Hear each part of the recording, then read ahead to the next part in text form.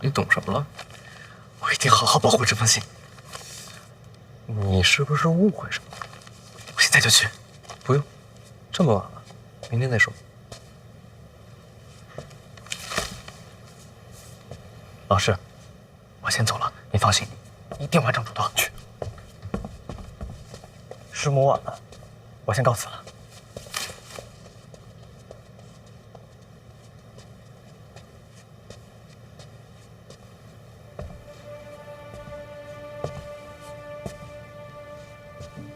完成什么嘱托？托监察院寄信给海棠朵朵，写了什么？苦荷大师有个功法叫天一道心法，据说可以重塑根骨。想想法子，看什么条件可以交换过来，总不能一直当个废人。听说那功法，苦荷从未外传，总得试试啊。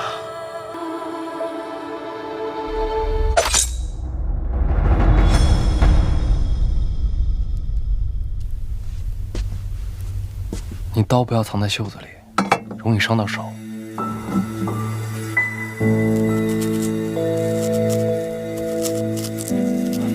其实，你跟朵朵姑娘写信，不用告诉我。但是你问我了，我就得说呀。是吗？我答应过你的，绝不骗你。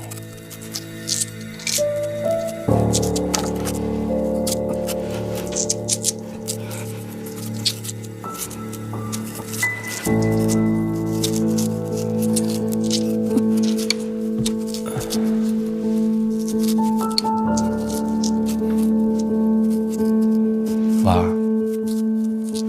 你是不是有什么心事啊？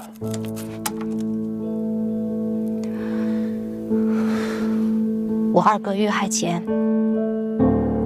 你是不是早就知道是他策划的牛栏街刺杀？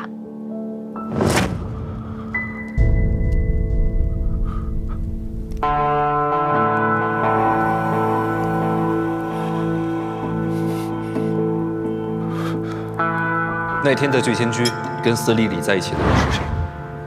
那人是林府的二公子林果。是。那杀他的是不是你？不是我。你知道凶手是谁？我杀了林果。谁给你的权利杀他？是小姐给的权利。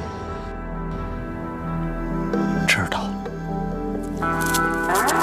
是不是你身边人？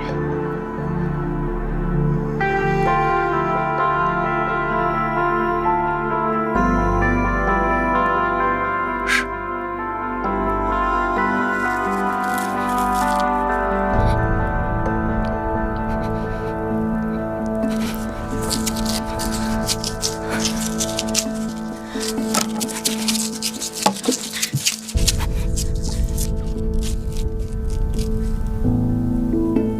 是我哥要杀你，你还手理所应当。从道理讲，你没有错。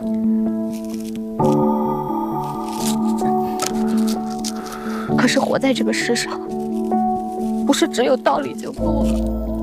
那是我哥，我从小染病，没法出门，是他一次次进宫来陪我。 想着法儿的哄我高兴，你明白吗？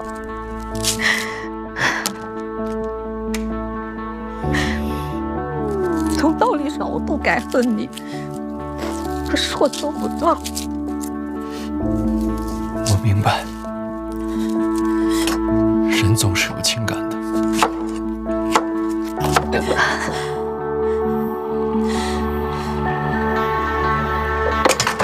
为什么不骗我？为什么不骗我一辈子？只要你说，只要你骗我的话，我就会相信。我只信你说的，再多的证据摆在我的面前，我都不会相信。我假装看不见。你为什么不骗我一辈子啊？对不起。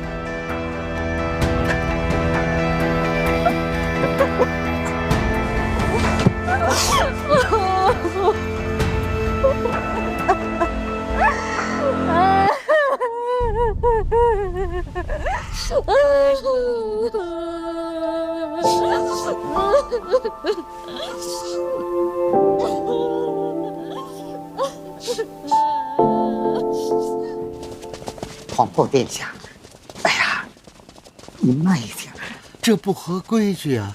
您让我也是，真是皇后殿下，让我通报一下再去好吗？您听我说，我怎么也得去报告一下你再进呐，您说是不是啊？好。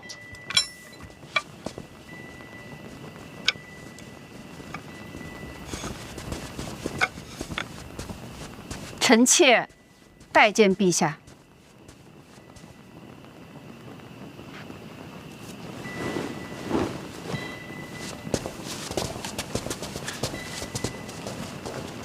难得一见啊！当年血案之后，再没见过。朕好像记得你怕黑，是吧？陛下，臣妾怕黑，是因为亲人的哀嚎总在耳边回响，放不下。不过臣妾如今觉得都该放下了。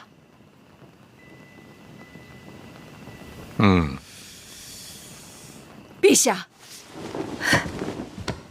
臣妾是来认罪的，何罪之有啊？悖逆不道。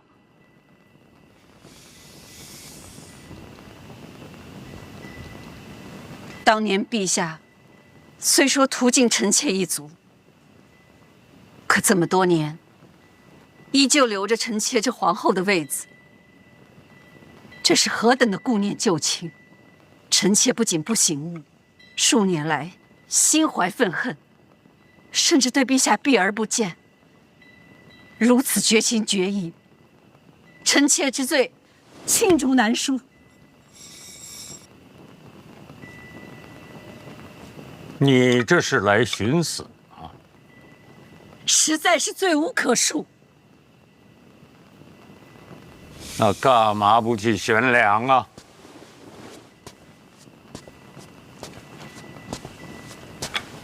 陛下，万万不可！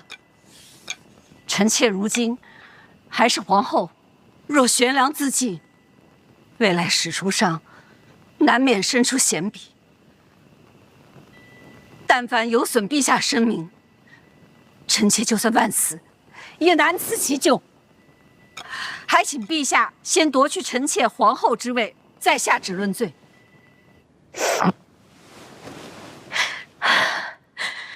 我真过不去。我知道，不管你做什么决定，我都理解你。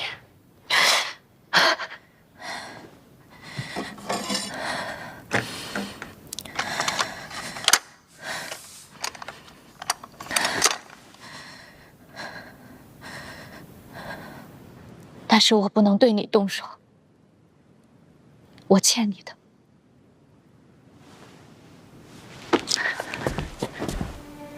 是谁动的手？告诉我一个名字。是不是你那个吴周叔？你说过，他从小陪你一起长大。是。我哥也是。如果你的吴周叔遇害，你会怎么办？我会发疯，会复仇。我也一样。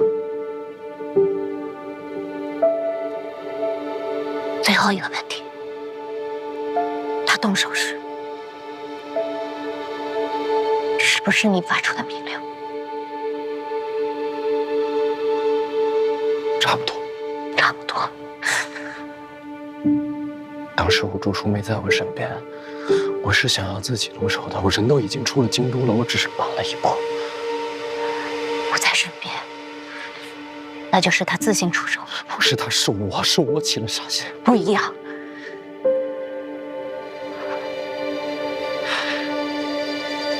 我要杀了他，我要杀了吴祝。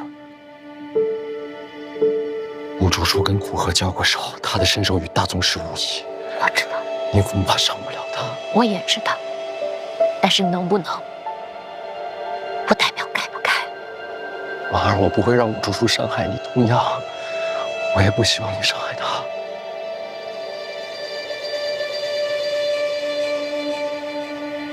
我恨是吗？我知道，是对我自己。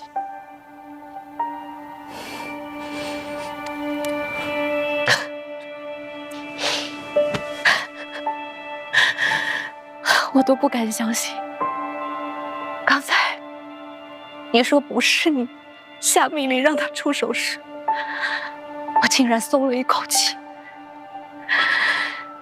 因为这样一来，我就可以把所有的恨都放在兀竹一个人身上。我竟不敢恨你，所以我对我自己很失望。在那一刹那，我选择了你，背叛了我二哥。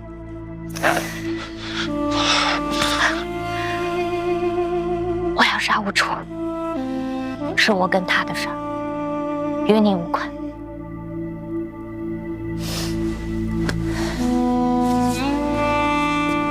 就这样吧，告诉我这个消息的是我二表哥，他是想切刀杀人。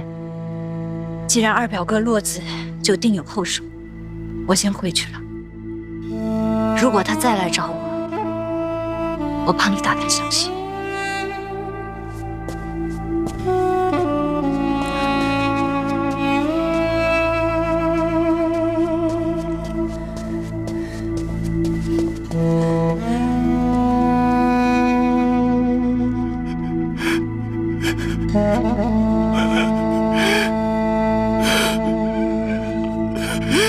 接着说。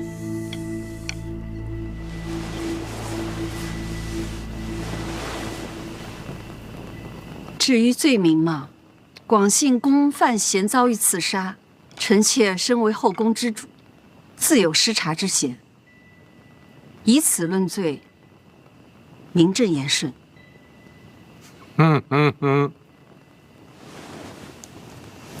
你想的还挺周到。臣妾欠陛下的，早就该还了。还有什么？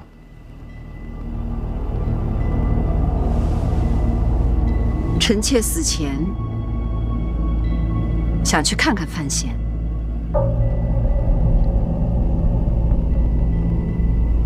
当年恩怨虽说已是往事，可这孩子出生便没了母亲，所以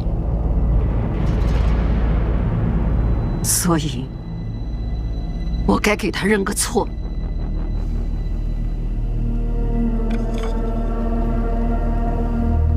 你给他认错？人之将死嘛，死前了却恩怨，也好走得安心些。还有什么话要说？广信宫刺杀，李云瑞难脱其咎。既然皇后撤了，她这长公主也该治罪。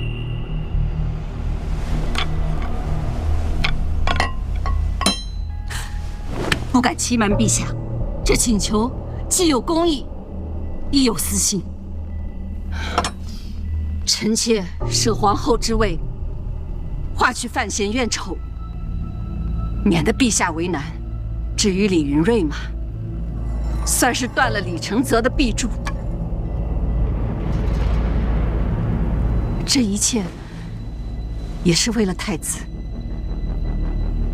太子温良醇厚，最重孝道，心中除了对陛下的尊敬，再无其余念头。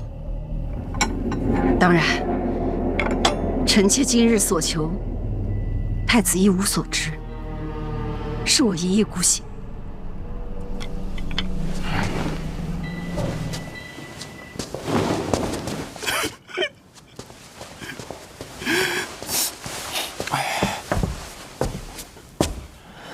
哥，我全都听见了。嫂子伤不到兀竹叔的。我知道，他也知道，所以他这么做，与其说是复仇，不如说是惩罚自己。你干嘛？今天我自杀，我得保护你啊！嫂子削水果的时候，我比她都紧张。那是你嫂子。这把刀就是以防万一。其实我想用这个。这有什么用啊？上次帮你治疗的时候，我找冷师兄要了一点哥罗芳。我身上了？我试过，一扎就晕，管用。你拿谁试的？李太医啊。胡闹！你扎人家李太医干什么？他自愿的。李太医为什么自愿让你扎呀？他说他要学你的手术，说这个哥罗芳将来必有大用，他自己要摸索伎俩。说说，你好好学学人家李太医，学医是为了救人。我也是为了救人啊，哥，我是为了救你。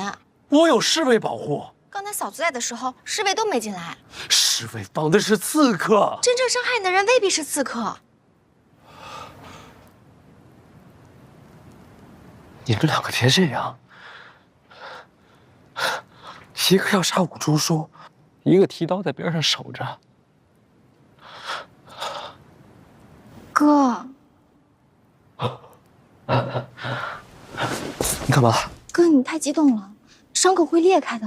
我没事。你嘴上说没事，心里比我还要紧张。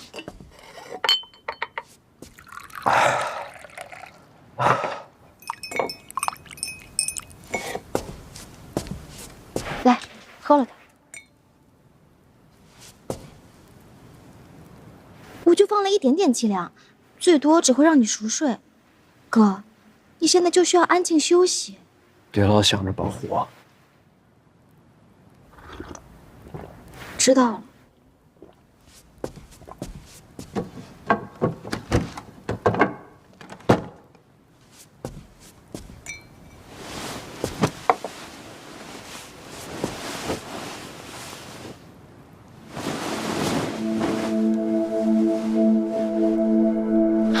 如果你见到五竹叔，我知道的，让他别伤到嫂子。我说，这件事情还没结束。没事的，哥，别想了，睡吧。以五竹叔的身手，不会让你为难的。但愿吧，有五竹叔在。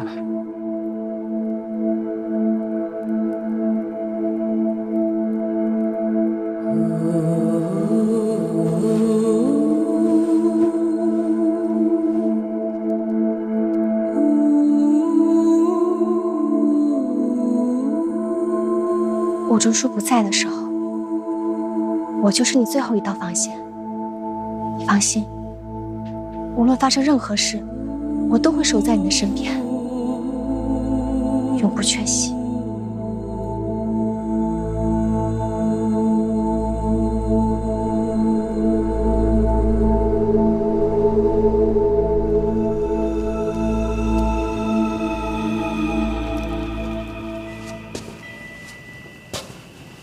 你的皇后身份朕不会更改。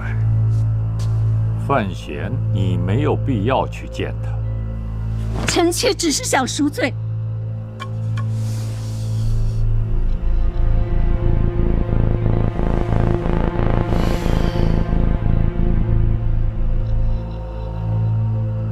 还是好好的活着吧。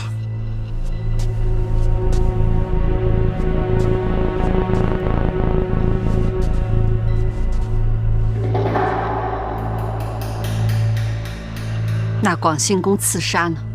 广信公跟李云瑞没什么关系。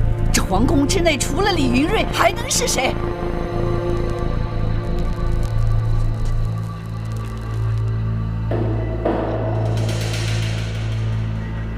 你已经耗尽了我们夫妻的缘分，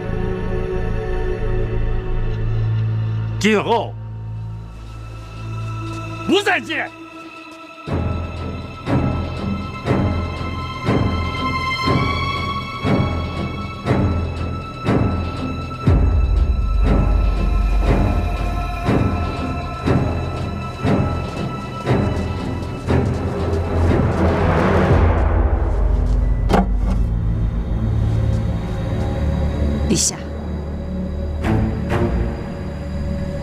臣妾听说，拥有一切的人，终究一无所有。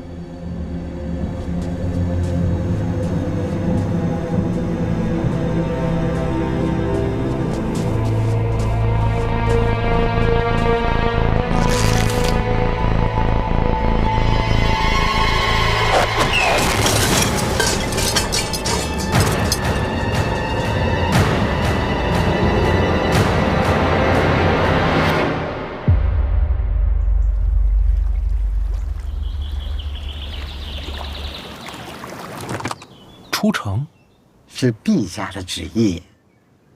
那总得有个去处吧？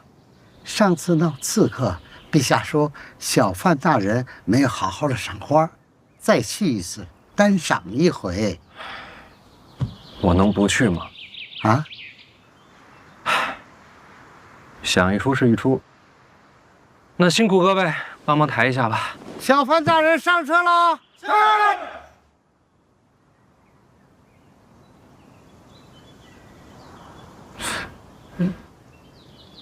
马上就来。谁马上就来？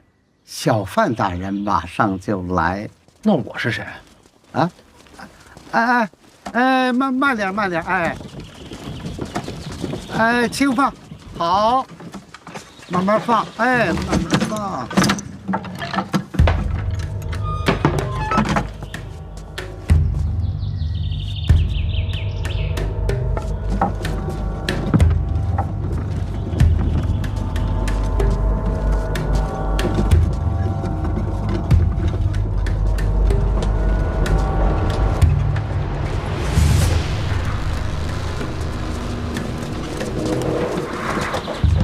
抬小范大人上车。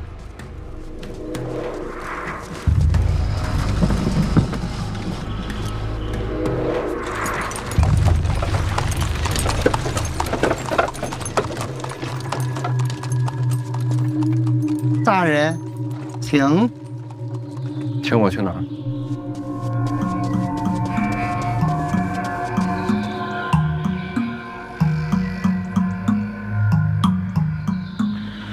什么意思啊？往后他是范闲，我是贾任。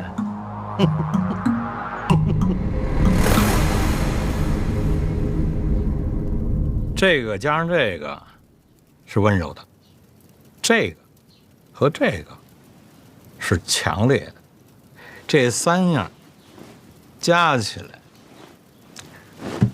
无解。来，让一下。你们都下去吧。有事儿？避避风头。不，谁这么大本事，能把您给赶到这儿来啊？范建，这年龄大了，脾气暴躁，拖算了。哎，不是，他找你做什么呀？没什么大事，范闲出城了。范闲出，你不是说范闲受伤了吗？之前范闲疗伤。小太监行刺，不过人没什么事。不，行刺这种消息也能传出宫来啊？要不范建怎么着急呢？这种消息，如果陛下讲完，不会藏不住啊。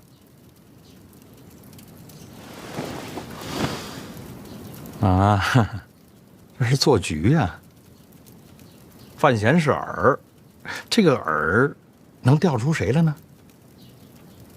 范闲受伤，武大人就没出现过。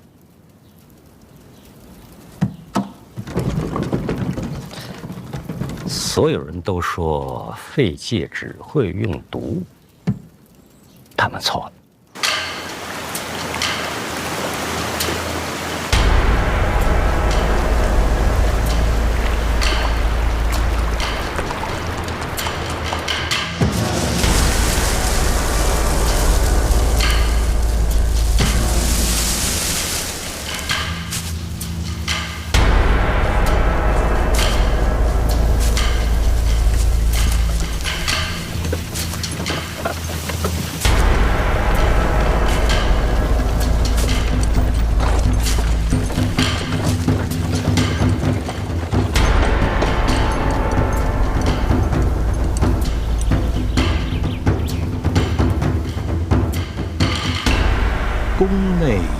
伤，层层保护，再安全不过了。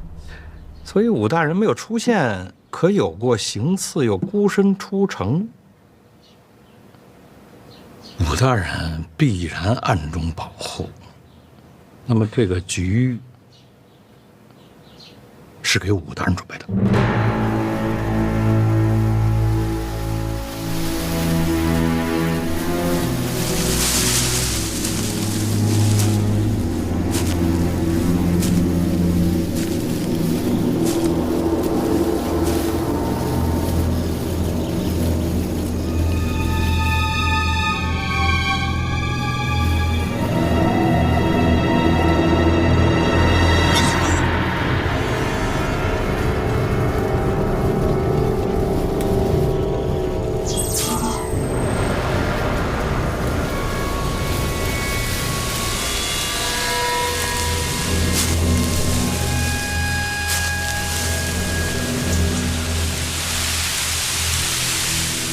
有个问题过不去，只有大宗师才有资格跟武大人交手。叶流云在江南，虎河并未南下，四不见还在等你着。难道是宫里边那位？不对呀，宫里那位要是真动手的话，谁胜谁败还不知道啊。他要是重伤了，这平衡就会打破了。陛下不会冒这个风险。把我关在这儿，是因为我追查的太紧了，离真相太近了。江南那个杀人犯不是武大人。大人偷袭我时用的兵器与武大人相似，招式也相似。他对监察院的人下手，是为了引出武大人。陛下愿意配合神庙使者，共同追捕神庙背叛者。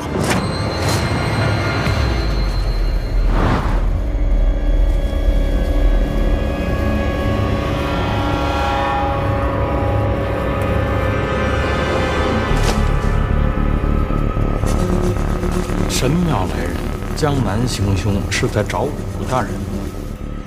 难怪到京都，这人就没影了。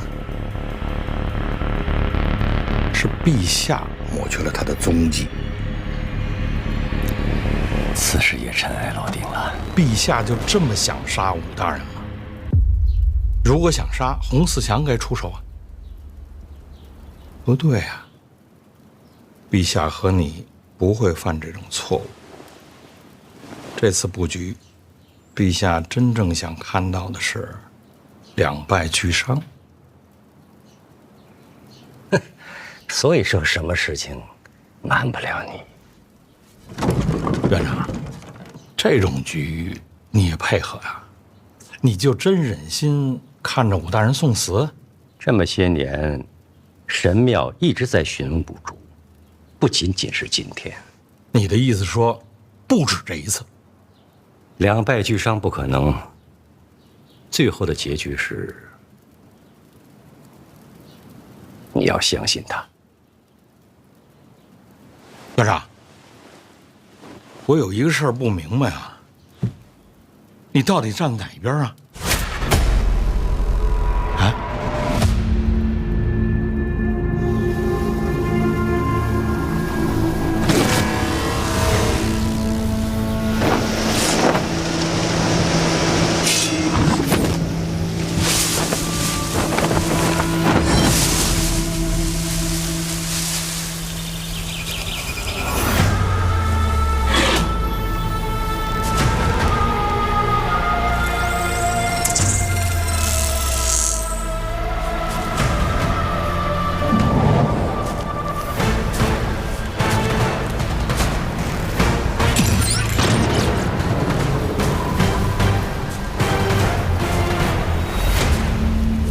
我去南方找你，你没有出现。江南杀人的是你，我以为你会出现，为何找我？跟我回去。你来自神庙，你是冗余，不该存留于世。跟我回去。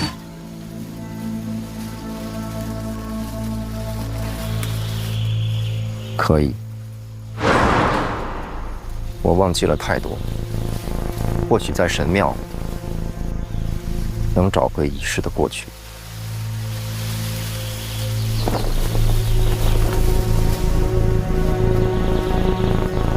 要回去的还有叶青梅，她已经死了。她有儿子，那是残留的痕迹，也是不该存在的错误。找到他，带回神庙。原来你并不知道他是谁。结论突兀，前置条件模糊，由对话进行判断。我应该已经见过叶青梅的儿子。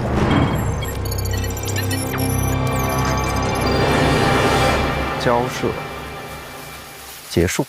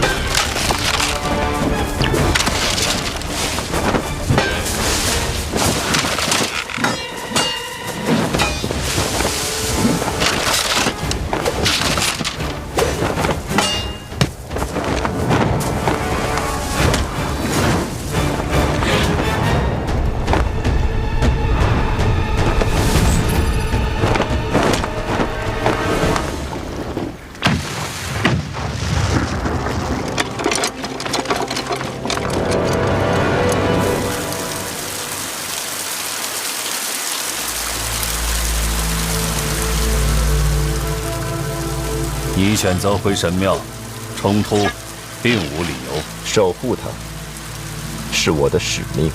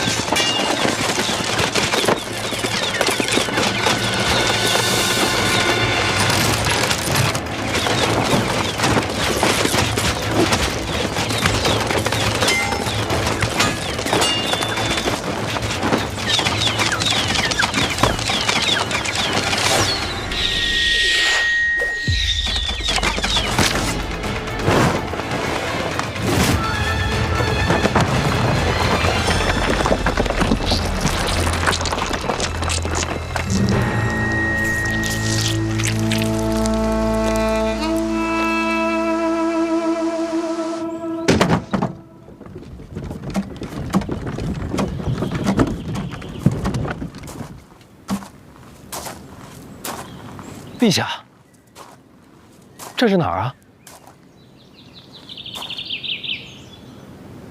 这个地方你早该来。这有一个你需要见到的人。什么人？随我来。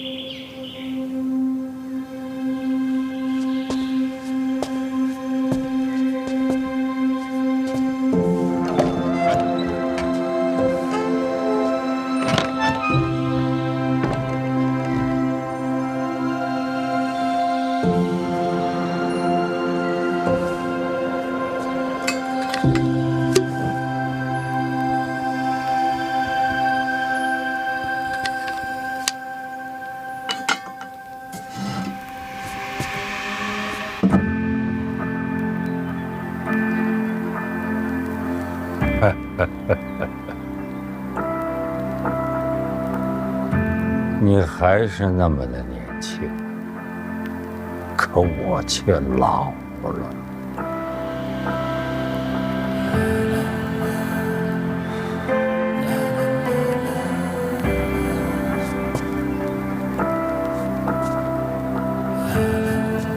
好好看看，这是你母亲生前留下的唯一画像。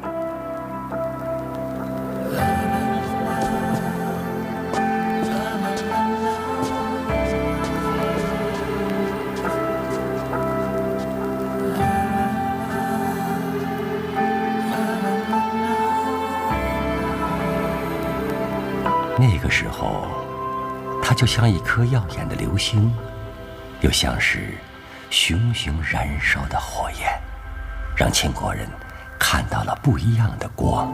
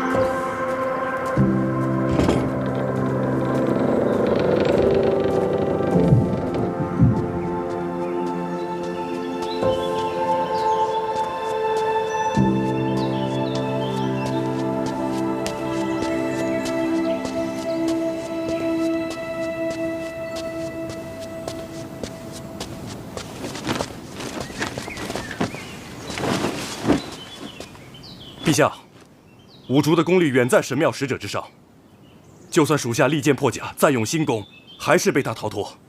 五竹伤重，不知所踪。依臣所见，能击败五竹的，只有大宗师。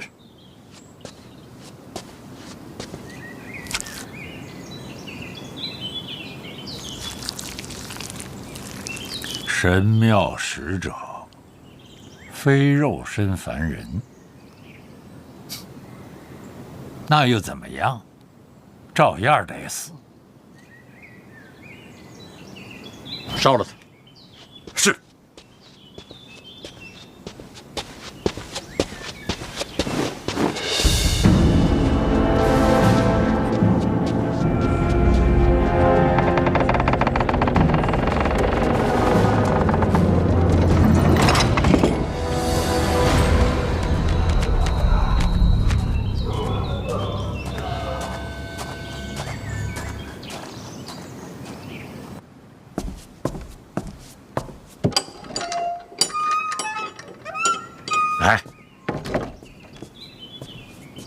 看那片菊花就是你娘当年亲手种下的。神空庙那些花都是从这儿搬的。嗯，每次赏花，您都带着它。他喜欢呐，他喜欢花，他喜欢所有活着的东西。为何画像上的我娘如此年轻？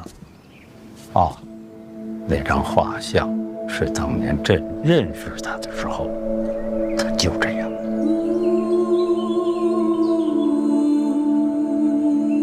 您很想他，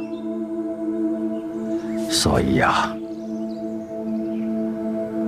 我把内裤交给你，就是因为你是他的亲生骨肉，在这个世上，只能是你。我像她吗？没她漂亮，但是内心很相似。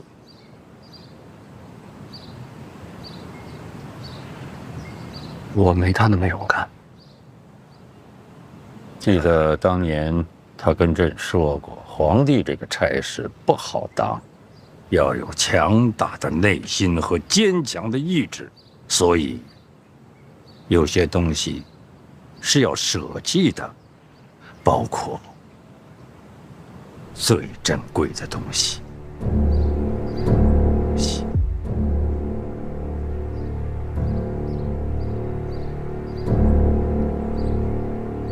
朕把你放在儋州这么多年，让你受了不少委屈，吃了不少的苦，别怪罪朕。陛下，臣不太清楚自己父亲是谁了。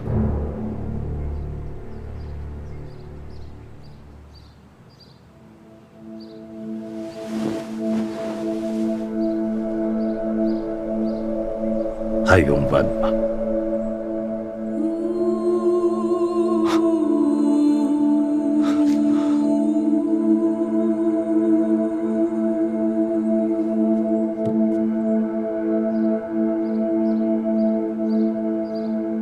这样的仙女也会动了凡心，最后嫁入了南庆皇室。嫁的哪位？当时的王爷，也就是如今的南庆皇帝。嫁的是庆帝。陛下，我要跪吗？你想跪吗？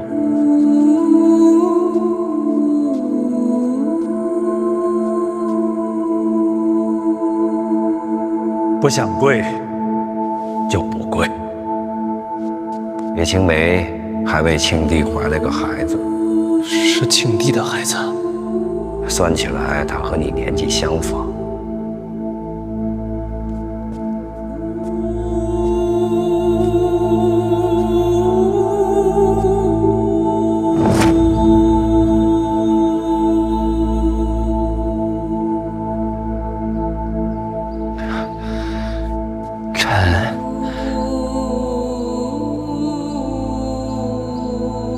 儿臣，我还不知道自己是哪天生的。正月18。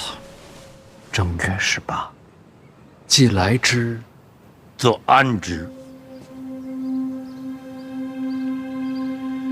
感谢陛下，我终于有省事了。好好养伤，等伤养好了，下趟江南，去看看你娘给这个世上留下的东西。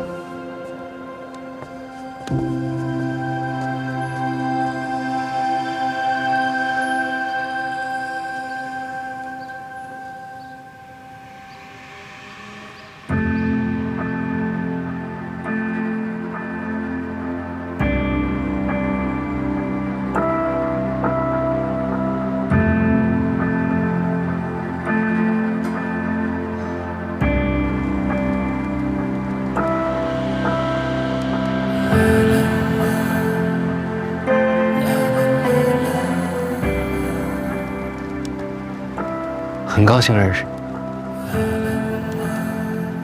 有遗憾，我来晚了。我们错过了。你好。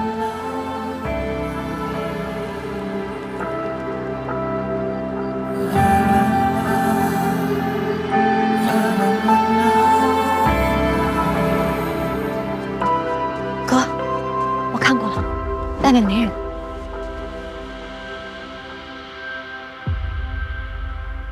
哥，你怎么了？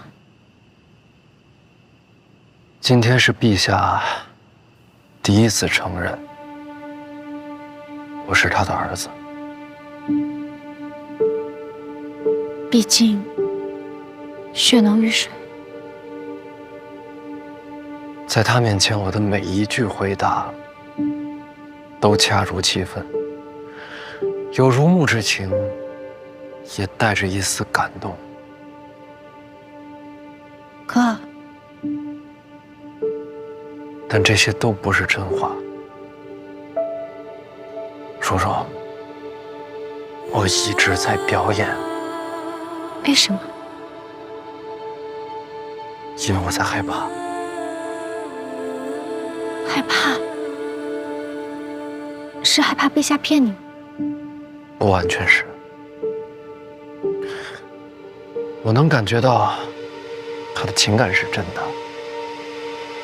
但是不知道为什么，我总觉得在这真情实感之外，还藏着另一个他。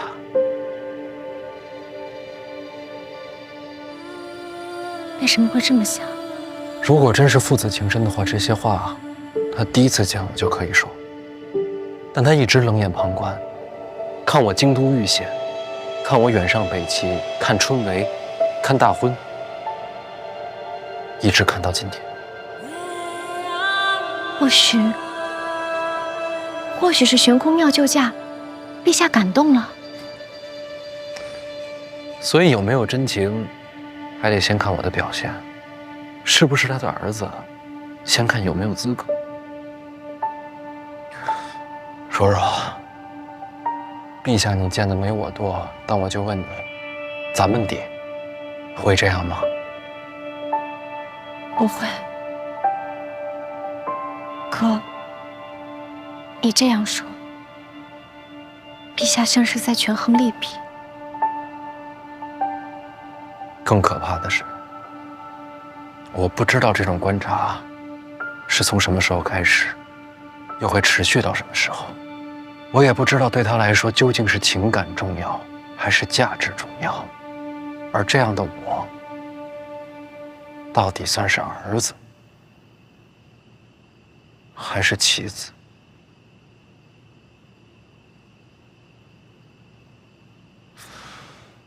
当然了，也有可能这些都是错觉，是我想多了。女人的直觉不会错。我是男的，我的直觉告诉我，你的直觉不会错。哥，若陛下真这么可怕，等你伤养好了，咱们回儋州吧。京都太累心了。叔叔，以后我恐怕不能再动不动就想逃回儋州了。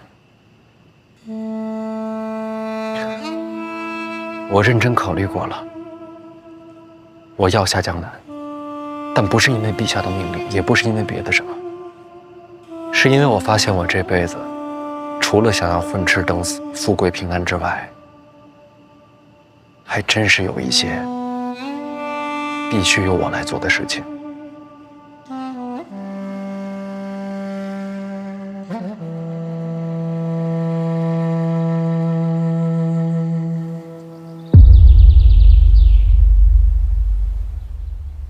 婉儿，婉儿，婉儿。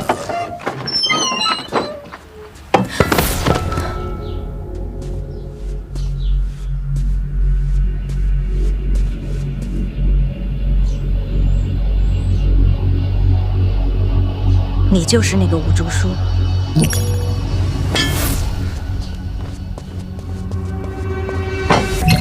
快让范闲去江南，去三大房。快让范闲去江南，去三大房。快让范闲去江南，去三大房。快让范闲去江南，去三大房。快让范闲去江南，去三大房。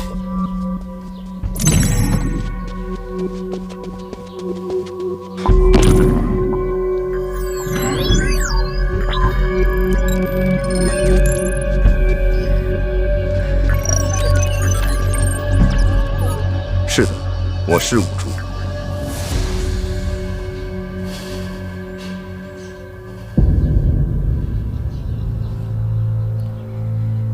你受伤了？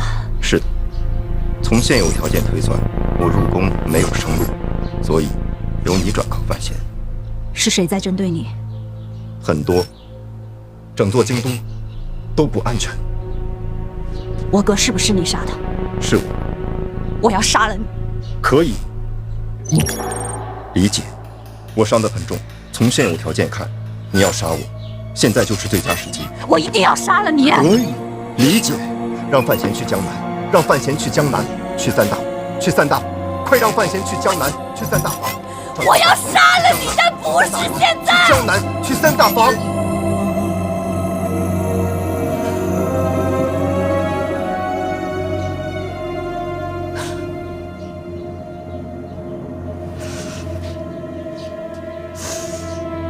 为什么？范闲马上要下江南，奈何他现在内力全失。我娘还有我二表哥，绝对不会放过这个绝佳的机会。你的命暂且搁放，因为他需要你。你确实值得信任。悲剧之后，你我之间不死不休。成交。当范闲不再需要我的时候，我的命给你。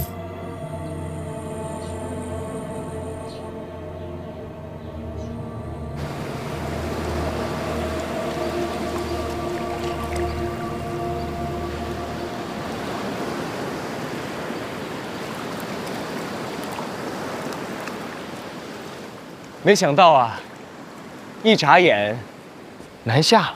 哎呀，大哥，你是不知道啊，多少年没出来过了，早该出来透透气了。说的是啊，虽然我人回到了京都，但我心里总是想着塞外的风光。听你们这么说，离开京都，好像是件很诱人的事儿。你还小，长大就知道了。哎，为这大好河山，咱们一起喝一杯如何？走。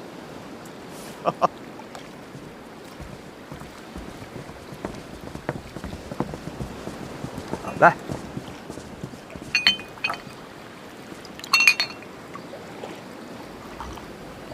哎，这送别的阵仗，未免也太大了些。以咱们这关系，这都是应该的。殿下仁爱之心，感人之极。范闲啊，殿下礼贤下士，你可不能忘了君臣有别。陈皇姑，多谢太子，也多谢几位殿下。你干什么？老师的礼，我不能收。别捣乱。哎，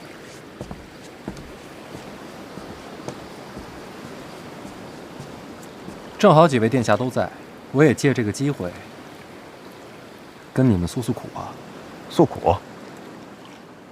说实话，我这个儿子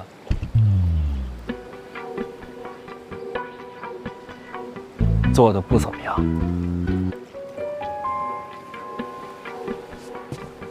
几位也都知道，我在赣州长大，不久前才回了京都。虽说一直住在范府，但心里总有事儿藏着，过不去，心里发慌。什么事儿啊？说出来听听。我替你做主，为什么慌呀？回来这么久了，还没进过范家祠堂，这像话吗？心里能不慌吗？临别在即，胆子也大了。父亲大人，正好几位殿下都在，也帮我做个见证。等孩儿从江南回来，怎么也该进祠堂，磕个头，上炷香。想清楚了，进了祠堂，入了族谱，你就真姓范。这话说的，我本来就姓范。差事先办完，其他的回来再说。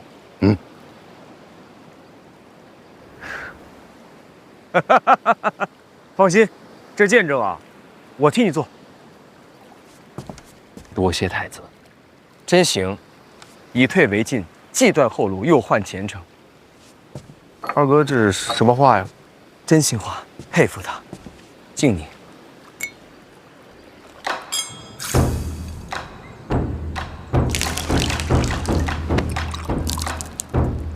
真气没了，南下要小心。真气没了，好过大势已去。别出意外，我等你回来。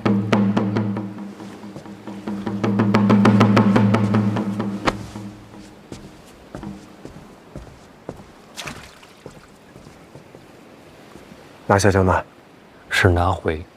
嘿，这觉悟。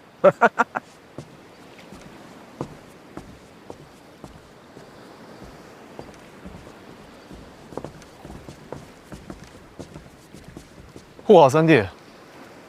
三殿下不跟你们一块儿回去吗？父皇让他跟着你。为徒者，当为师长执鞭坠镫。父皇恩准，与老师同行。去吧。有什么难处，飞鸽传书。不行，我就跑一趟。你还得坐镇禁军呢。大不了一撸到底，反正也掉不了脑袋。别老想着跑，京都也需要你这样的人。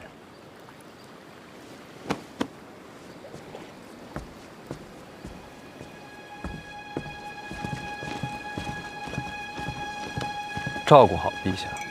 是，奴才分内的事儿。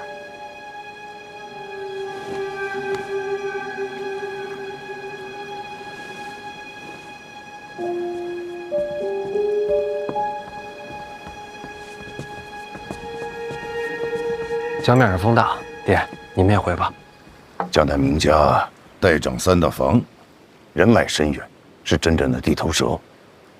此次南下，成是最好，若是不成，直接回家，大不了什么都不要。范家养得起儿子。哎呀，知道了，爹，我送你下船。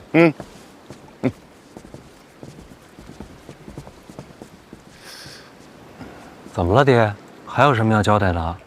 我又不是第一趟出远门了。啊，这个……哎呀，行了，我听他说吧。就祠堂的事儿，你是当真还是……老范啊，老范，你这个人真的是……怎么着？我现在就给你行个叩拜大礼呗？别，受不起小范大人。哎呀，平时看你那一套看惯了，我现在见到行大礼，我也不习惯了呀。哎，你就按照你喜欢的来吧。啊，我的来。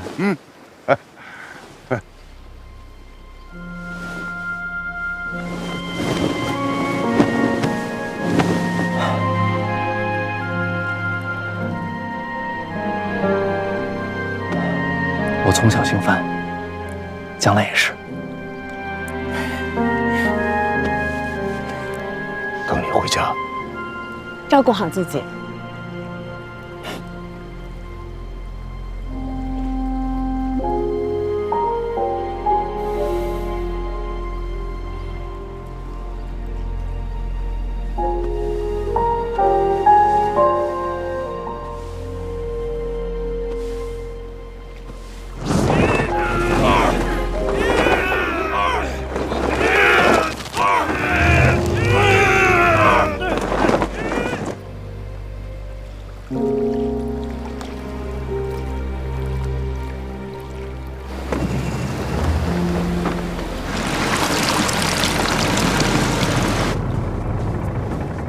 范大人，船马上就该起航了。知道了。是。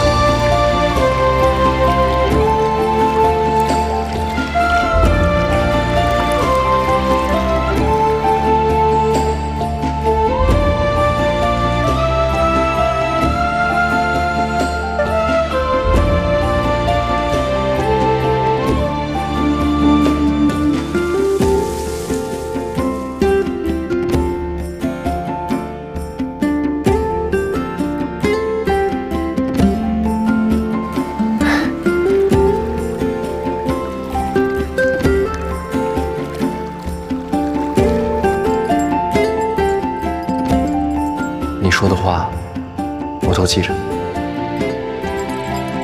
你送我的这片星空，它一直都在。